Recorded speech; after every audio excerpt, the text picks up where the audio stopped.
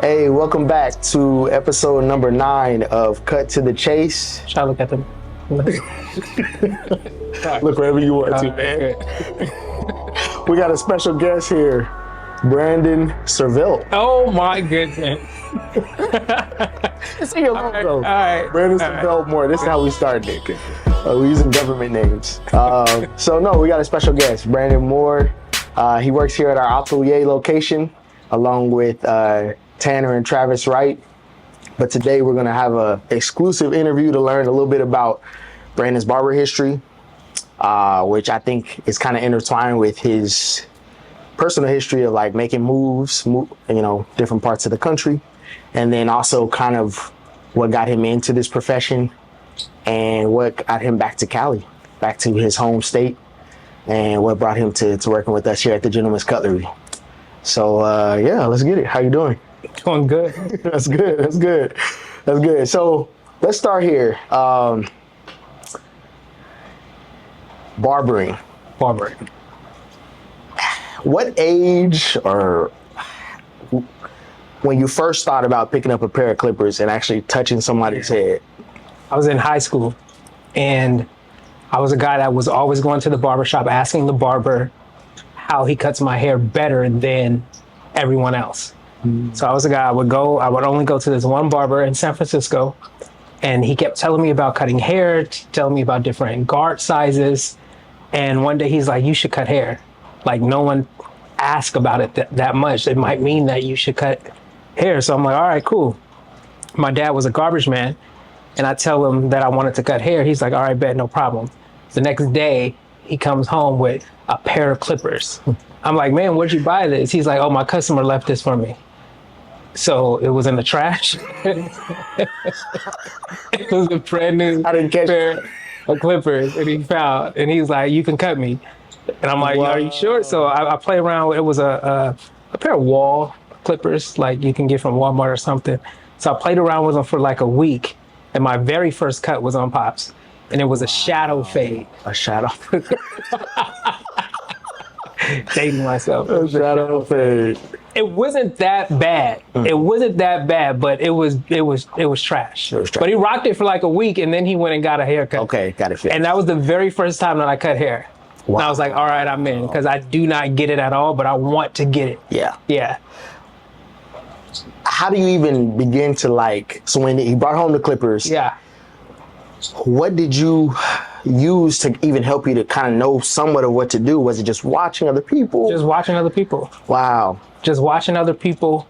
Pops took me through like a rundown of what he thought needed to happen, the different guard sizes, the measurements, and literally just went after it. Wow. Yeah, told me not to go against the grain, not to put hard lines in, and not to push his line back. And I did all three of those things. Shout out to Brandon's dad, though. I mean, because he knew. Yeah, he knew enough to guide you.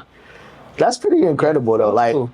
Because my first one, it was definitely no attempt at a fade. So the fact that you went straight for some form of a fade, which for those that don't know, a shadow fade is like less aggressive. It's not as aggressive as a ball fade. We call it a shadow, or we used to call. I still use that term. So I am dating myself too, but it's just above bald, just where you see the shadow of the hair. That's pretty incredible to even attempt that. Yeah. But okay, so that was. 15. You're 15. Wow. So then I started telling my friends that I knew how to cut hair. And they were like, all right, bet. Let me see one of your cuts. But you didn't know how to cut. No, I didn't know how to cut hair. And so I started paying them to cut their hair.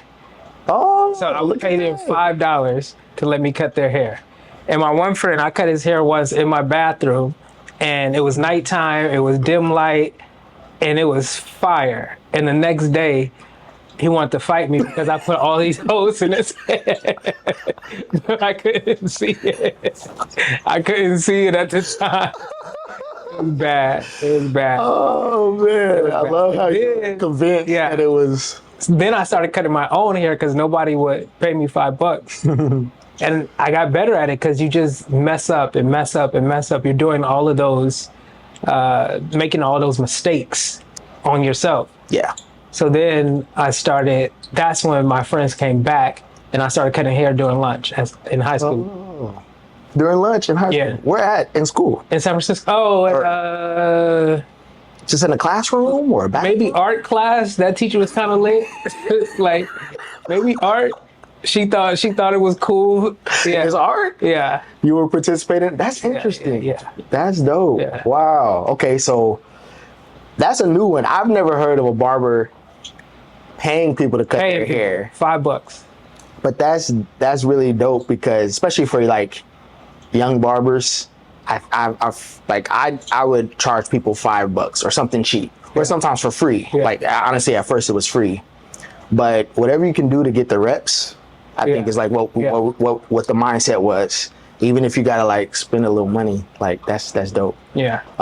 Okay, so how did that go from practicing on yourself, pops, friends at school, to I think I might want to do this and let me get the proper training for it? So it started off with knowing graduation was coming, knowing I didn't have a scholarship and I needed to find a job that I could basically work and pay myself or pay through school. So I found an apprenticeship program and it did school 1 day a week and work in a barbershop for 4.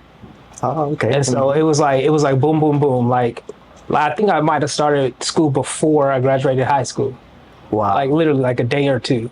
Wow. And so that's how I got an apprentice license, and that worked for 2 years. So I was cutting at Chicago's barbershop in San Francisco, and I just did that. I did that, just grinded there. It was all old heads in that barbershop, neighborhood jewel, if you will. Right. It had been around the Fillmore for a long, long time, and that's where I got my training.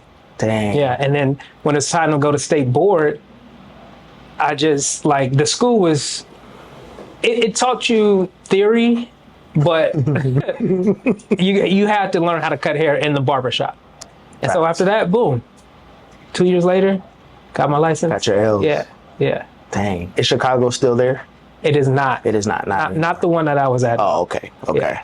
Oh, so it was like a local chain. It was a name for some reason that went around San Francisco. There was a couple different iterations. Yeah. Seriously. Got it. Okay. Wow. So this is probably what 2006-ish that you got licensed. 2007. Yeah. Somewhere actually, around there. Okay. Yeah. I had an apprentice license in 04. Okay. And then I came and did state board in 06. Wow. Okay. Yeah. Dang. That's awesome. Okay. I didn't know we was gonna be throwing out numbers though.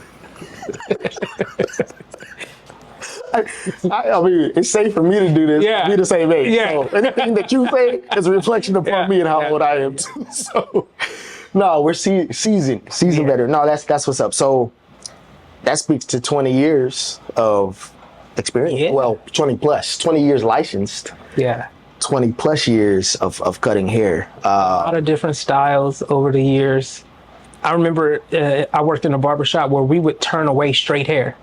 We were just doing clipper cuts. So if you walked in the shop with straight hair, it was like, oh, no, we don't do that.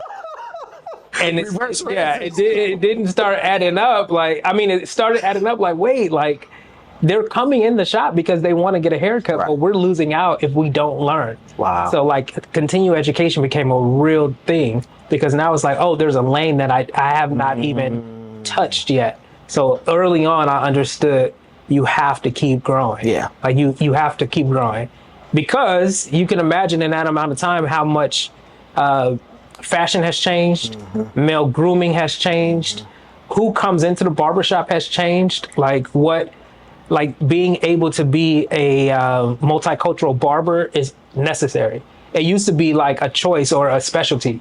But now it's like you need to be able to do it. Yeah. Because that's the culture. For sure. So over the years, you had to continue to grow. Yeah. Now, was at Chicago's, or at this point, when you had to start learning other styles, was it you that came to the realization? Was it the shop that came to the realization?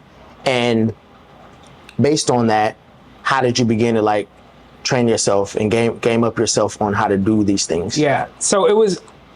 We all knew it. Everyone knew it. but there's a difference. There's just another step when it comes to actually trying to do something about it. Right. So at the time, it was just a lot of barber shows. There were the large barber shows that would come through town, like come through the city in Oakland, some in the South Bay. And so now it's like you have to be a part of it. And then there were some barbers at the time that was putting out instructional videos. So you had to be a part of that. So it's almost like investing in yourself a little bit. Nice. And then it's kind of just going out on a limb and looking for those clients to say, like, I know how to cut. Again, like you really might not know how to do it, but you got a good grasp that you need to start. So I think that was a big deal. I moved barbershops. There was a barbershop that came basically called Mr. Mr. was a barbershop in the financial district in San Francisco. And it was catering to a completely different clientele. It was in the heart of the financial district. Guys were coming around on lunch after work. It had a bar in it. Wow. And so that's when the skill really kind of took off, with being able to use your shears and being able to just progress into longer hair. Because that's the biggest difference. Is clipper cuts is for short hair, shears are for longer hair. So progressing into longer hair. Nice. So I definitely had to leave the first shop to go to another shop where it's even more common for straight hair to walk in. Nice. Yeah. So you went from Chicago's to Mr. Yeah. Now, how long were you at Mr.? I was there for maybe a year. Okay. Yeah. Nice. Yeah. And at Chicago, probably for how long? Let's get these numbers right. Chicago's 4 years. Yeah. Oh, okay. Wow. Yeah, Chicago 4 years, and the other spot a year. About a year. Yeah. Okay. So if I'm doing my math right, now this kind of takes you to another big step in your life. Yes. Where you ended up making a big move. Yeah. Okay. So at that time, I was doing a lot of volunteering, and the opportunity came up to go to New York. New York opened up. So that's when I left Mr., went to New York to be a barber. And that was a whole nother experience. A whole nother. Sorry. Yeah, that was just showtime.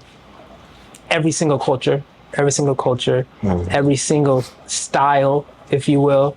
More of a manicured style, professional business, and that's where we met. Yeah. We met. Okay, so this takes us to, you probably arrived there 2009. Yeah. Okay, so Brandon arrived in New York 2009. We both were volunteering at the headquarters of our faith in New York. Brandon came 2009. I had been there since about 2006, but we didn't meet immediately, and two reasons why. When he first arrived, I was working in a different department at this place in New York, and I was in the bindery and the press room of this of our the place we were working at in New York. This is the headquarters of Jehovah's Witnesses, Our Faith. After that, I'd heard of Brandon. You kind of know everybody that worked in the barbershop, especially like the talented ones. Let me see how you skate around. Yeah, no, we're not skating anything. We're gonna jump right in with the talented ones. Yeah. And somebody who was black or who could cut black hair. Yeah. So it definitely stood out. You heard murmurs and whispers of who was coming in, because the thing is, it's kind of like almost from what I heard, like military, the cuts are free. Yeah. Sometimes you're not able to choose the person that cuts your hair. And so word gets out very quickly of who's talented. This gentleman arrived and you just heard about it, you know. And so I didn't know him because I didn't work anywhere near there, and I used to cut my own hair at the time. So I never went to the barber shop. So we didn't really cross paths until around 2009, latter part of that year in the fall. Actually got moved departments from the press room and one of my dreams came true of going to the barbershop. And so that's when me and Brandon started working together every day. So let me ask you this, Brandon. Let's go back to you. I just wanted to give a little context to how we ended up meeting and really, working together, becoming friends. You mentioned something interesting. You said it was a big change from San Francisco financial district, working at Mister, to now being at that setting in New York and working there in the Mid-Hudson Valley, place we never thought we'd probably live in our life. Yeah. Why do you say it was such a big transition? I think, Let me see how you skate around this one. yeah, number one, the amount of haircuts. Okay. The amount of haircuts at that point in your career, you're cutting upwards of 14 a day regularly just off back. And then once you build a reputation, that adds on because now you have more people that want to get a cut. True. So the amount of haircuts change. And then I touched on it a little bit about being multicultural. So you have guys, not only are you cutting different types of hair, you're cutting different temperaments as well, and what they expect or have experienced in a barbershop. My favorite back in the day was the guy that only got his haircut like from his grandmother. Okay. All of his life. He's only got his haircut from his grandmother. So he comes into the shop, he's afraid. It's in an unfamiliar space. The shop can be intimidating.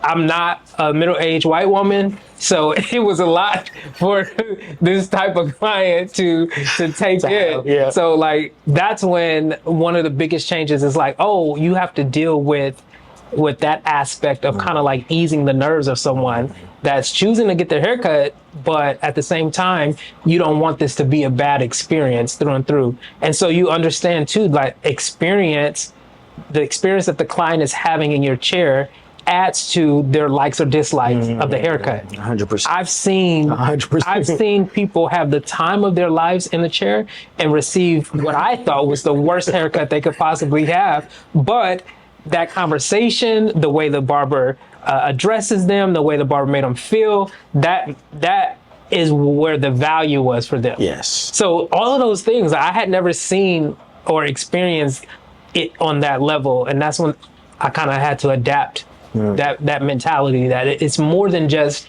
your skill as a barber. Yeah. Like this is a person and you're spending time with this person. How does this person feel when they're spending time with you? Yep. So. Yeah. No, I would concur. I think that was one of the most beautiful lessons. I had never worked professionally in barbering until that time period. I had only been cutting on the side, only cutting black hair. Yeah. So my journey was a few years behind yours. Similar start, only cutting clipper cuts. Got there. Now I had to work with scissors. I had a funny thing where my trainer helping me with scissor cutting, and I'm thinking I'm left-handed, which I am. I right left-handed. I cut left with clippers. I eat left-handed. So we left-handed shears, scissors. Yeah. Man, I was having such a hard time. I was going home like dreaming about nightmares about like, why am I not getting this? And I could tell she was frustrated. She's very patient, but she was getting frustrated. And I'm like, I'm not getting this. One day she was like, you know what? Let's just, because I think I told her like in sports, I do everything right-handed. So she's like, let's just try the right-handed shears. Bro, it was like, it clicked. Yeah. And I'm like, what an idiot. You've been an adult. How often do we use scissors? Yeah. Right? Yeah. Oh yeah. Kindergarten, first grade, through school, we're using them. I didn't think about, I always, as a left-handed person, you kind of adapt to certain things for right-handed folks. So anyway, my point is that it helped me with my shear cutting, being there. And I think what you spoke to was very important, the psychology behind us on this side of the chair, providing the service, and then the psychology of that person, how they feel with the cut. Completely. That was very important up completely. there. Yeah. Just understanding that. And it goes so well too when you're building a clientele, because you're essentially doing that there. I've been over cutting hair in different states. When you're building a clientele, you're building rapport. And you're building this communication that needs to be comfortable. Like they need to be heard, they need to be understood, they need to feel like this space, which is new to them, the space is as new as you are. So goes back to allowing the psychology of it to play a part in how are you going to get client retention out of this one experience. Yes. So from the very beginning, it matters. Yeah. Let me ask you this, and maybe what you just spoke on is the answer, but what would you say is probably the biggest lesson you gathered from the time you were volunteering and working in the barbershop in New York?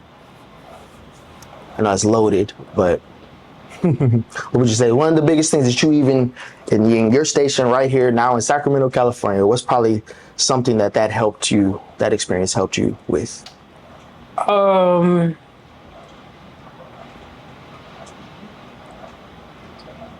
People. People. Being a barber, being a cosmetologist, offering a service to individuals, we work with people. We're front facing. Your interpersonal skills are essential. It's essential. Mom's always told me, don't be a lazy barber. Like she hated lazy cosmetologists. She like, don't, add to the experience for this person. Make this person feel like this time is theirs. Because you could be multitasking while you have someone in your chair, and that space is intimate. Yeah. So you have to consider all of it. Being on the phone, talking, like having uncomfortable conversations, even with someone else while someone's there, they're experiencing that as well. Food, personal hygiene, like all of these things matter to the person that's in your chair for 30, 45 minutes, an hour. But your people skills are a large part of the pie that makes up you as a barber. Yeah, 100%. Yeah. I feel like also to provide a little context to the place where we were working, I often tell people it's kind of like a college campus or military base. I use that comparison because you do have a lot of things on site. Yeah. So you're not only working with folks, but you kind of live in the same general area. You eat with them. And so we always would say like the best part of this place is the people. Yeah. Sometimes the worst part. And that goes with any job, anywhere. But I think it was a really good growth and social experiment, but growth allowed us to grow because you are rubbing shoulders, and sometimes the wrong way, sometimes the good way. But it definitely helps us in a business where it is people-centered. Yeah. We're pouring so much into people. I heard a stylist say one time that our energy, how does she word it? Our energy shifts for each client. It does. To that effect. It really does. Yeah. It really does. That energy shift is a thing too, learning that. Understanding that. Yeah, it matters.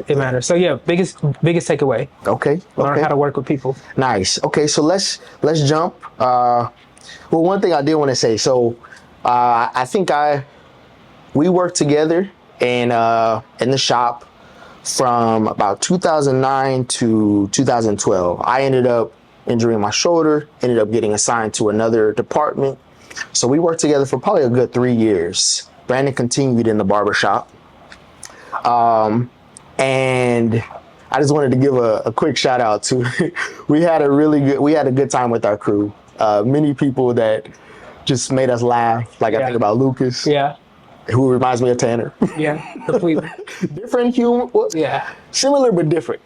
Our boy Terrell. Oh my goodness. Every day, this guy. Yeah. Just hilarious. And I bring this up only because like those were good times. They just the laughter, we would be like doubled over, like just after work, during work. Like no reason to have overtime, but for some reason we're standing at work 2 hours after. Exactly, after our cuts, we'll cut each other. Yeah. Terrell's cutting up. Well, yeah, we love you, man, but he still can't cut.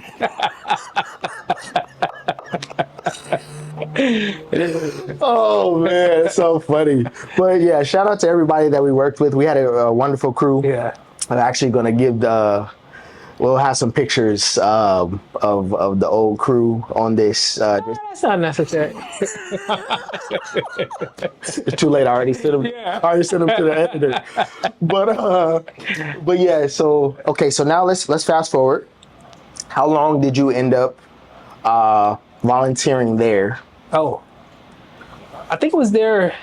When did you end up taking off? 8 years. 8 years. Okay. I was there, and then after that, moved to Texas. Moved to Texas and started cutting hair in Texas. I was cutting hair in a small town in Texas, and then in Houston.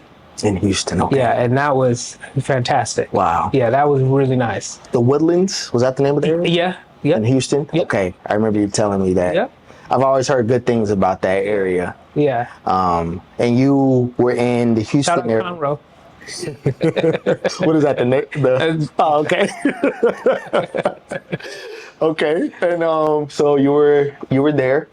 At what point you made one of the biggest steps in your life? At what point did that happen? Not to put you on the spot, but just so they can get to know you a little bit better. As far as Getting to Texas?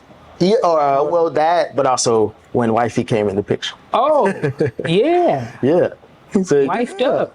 Right. So after New York, I came back to Cali just for a couple of months before I went to Texas. And my wife is from Richmond, and we have been friends for years. I remember you mentioning her. Yeah. Talking about her when we worked together. Yeah. 09, 10, Yeah, 11, yeah. Yeah, she was playing games. I remember that. See, this is the part people want to know. So just was friends for years, never dated, never anything, but definitely liked my wife before she was my wife. Right. So in that period of time that I came back to Cali, we reconnected, and it's just like come to find out, like, timing is everything. Like, that's all she says is, like, it's always timing. And it just hit. Everything hit. All of the things just hit, and it was just like, hey, I'm on this roller coaster right now. Looks like I'm gonna be moving again. I need you to be down with that, and she was the whole time through. So that's awesome. By the time I got to Texas, she came down to Texas and scoped it out and was like, yeah, I could rock with it. Hey. And so about a year later, we got married, and she moved to Texas. Wow. Yeah. Shout out to wifey, because at this time, Brandon, you were in a small town. Oh yeah, I was in a super small town. It was only like 18,000 people. Wow. Yeah. So she moved from the Bay, small part of Texas. Yeah. Settled down with you there. Yeah. And then how long were you on that town before you moved to Houston? 3 years. 2 years. She was there for 2 years, and then we moved to Houston. Okay. So now we're in Houston. And what's the next move after post Houston? Where did that take you? Post Houston, so I stopped cutting hair when we left Texas. Okay. And I got into patient advocacy in hospitals. Okay. We moved to Minnesota. Okay. We were in Minnesota for 1 year. Okay. So that means we experienced 2 winters. Wow. It's really cold still. That's different. Yeah, Minnesota winter is different, I'm sure. And then after that, that's when I contacted you. I said, hey, we got a big move coming. I'm thinking about going to Texas or California. What's up? Hey. And you were like, I got a spot. I got you. Like, if you're going to land here, I got you. Yeah. Yeah. And so that's like, it literally just happened, like, boom, boom, boom. I think you guys are looking for a barber. You're like, are you kidding me? Like, you just hit me. I'm like, yeah, bro. Like, I'm willing to make that move. We have all of our families here in Cali. Wow. All of our families. So we made the move. Make the move. Nice. We made the move. Let's go back real quick to one thing. First time probably in years that barbering was not your career. Yes. Right? We probably going on at this point, I don't know how many consecutive years. Yeah. And then you're in Minnesota now. Yeah. You're doing a different career. What was that like? Because I haven't lived that, where I've been doing this for so long and then pivoted. I think initially it was great. Okay. Yeah, because change is awesome. You can tell, like, I do a lot of change in my life. Yeah. Initially it was great. After a while, you realize that barbering is more than cutting hair. So it's like, it's your skill. Mm-hmm. It's an art. It's a hobby. It's your job. it's a passion. Like, it's all of the things. So when you get burnt out, you might get burnt out because you're tired of the work. But if you stop it, then you just got rid of a hobby. Or if you stop it, you just cut off a creative outlet. So initially it feels great, but then you start to realize like, oh, I enjoyed it from these different angles as well. So That's deep. yeah, so it was great. And then it was like, man, I'm missing something. Like I'm missing the hobby. Like what am I doing? I'm just like doom scrolling and like doing nothing, you know? So yeah, so no, I appreciate that insight. That's deep. Because often I fight it. I don't like how sometimes maybe you've experienced this or felt this. Like I feel like sometimes we get labeled as the barber. Yeah. It becomes so much a part of our identity that even other people are like, obviously we have friends, family, all these people love us. They don't mean anything by it, but it's like, they look at you, they're like, you cut hair. Yeah. And it's good. I don't want to complain about that. But anyway, it's just, it's nice to hear like, even though I fight it, it is part of our identity in a good way as well. It is. Like all these other avenues that you mentioned, create like the creativity, it is something satisfying about like I know later on this year, you got some vacations coming up and stepping away from it, even for that week or 2 weeks or whatever it is. It's like, when I get back to it, I'm like, oh man, like it's something about that feeling of making somebody just look good. Yeah. I always tell people it's the instant gratification too. Oh yeah. We are blessed and spoiled. Yeah. Yeah. Because some people work on projects for months. Yeah.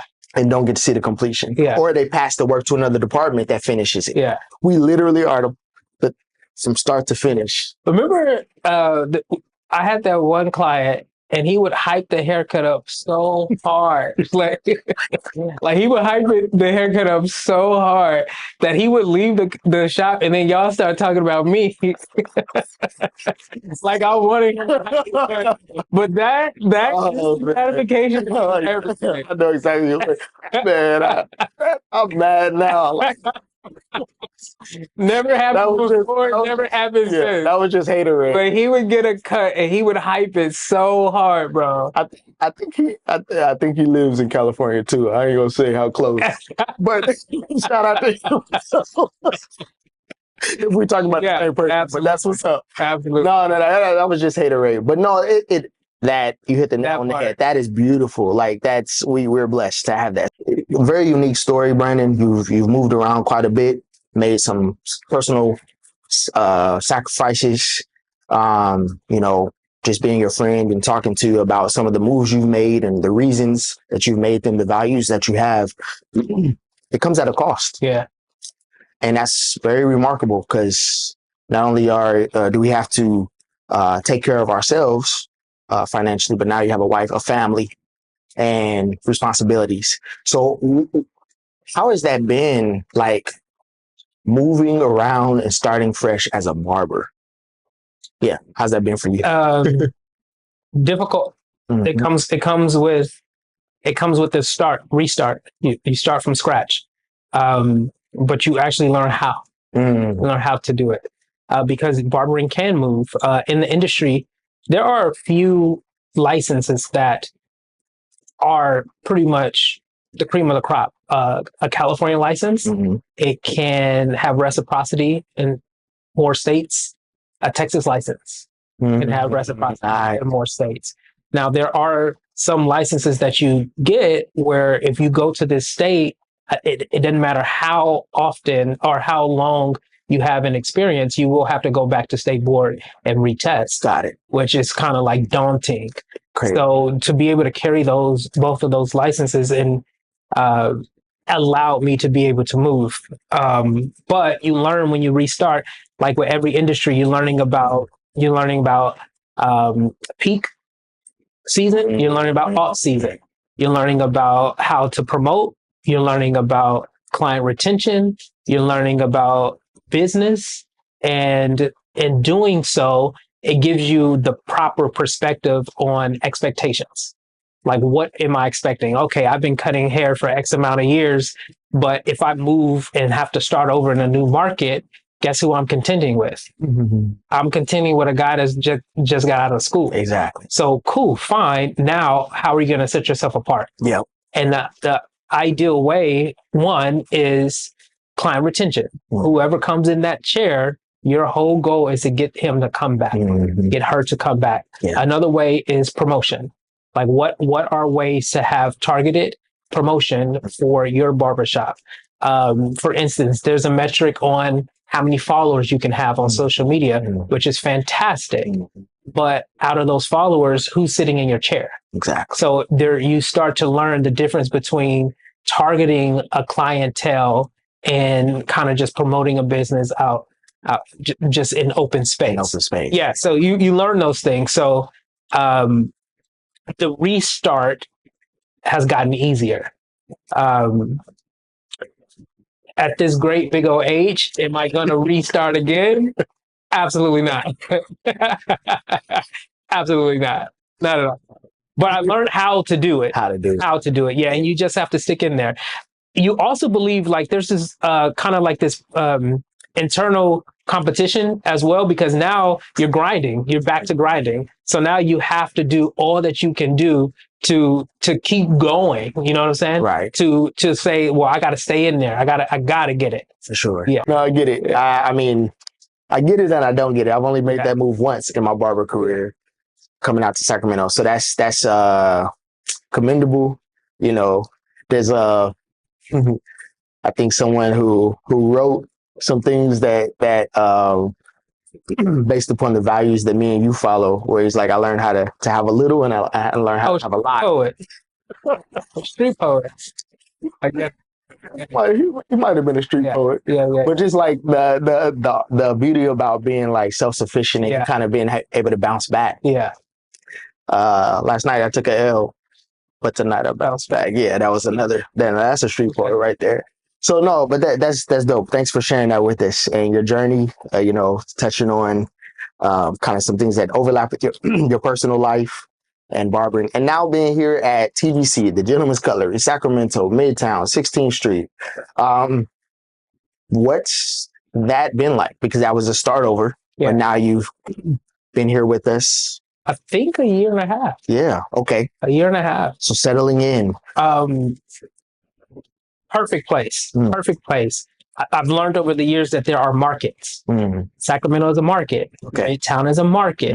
Our clientele that we have here, it's the market that you want to be in. And part of the reason of choosing to land here is because of that. As a barber, can I go anywhere in California? Sure. But where are you going to move into, and how many, what's the potential of your clientele, right? So now you're looking at price point. Yeah. You're looking at your barbershop in the radius as far as what's around and how many guys can you get in your chair at a convenience.